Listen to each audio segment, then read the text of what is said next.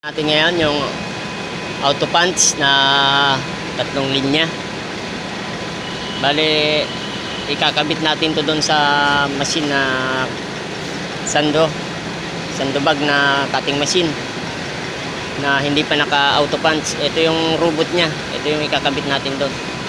Kadarating lang ngayon. Ito, nakabalot pa siya. Ayan, ito yung ano nya, ito yung robot nya, ito yung mga kamay nya. Ito yung kamay nya. Ito yung maghihila sa plastic. At ito naman yung pang die cut nya, 3. Bali 3 linya siya. Ayan. Tapos andito yung control nya. Ayan yung control nya.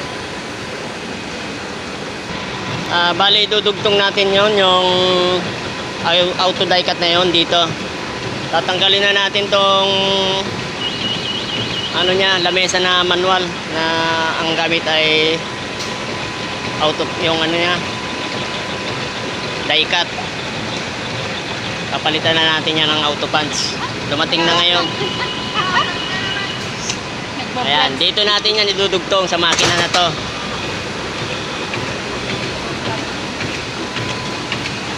Ayan.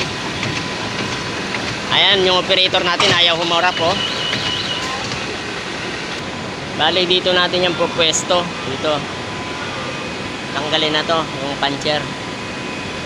Ayan, tatanggalin din yung lamesa na yan. Dudugtong natin yung auto punch na yon, yung robot na dumating. Bali tatabihan natin dito sa makina ng ano, drinking straw. Ayan.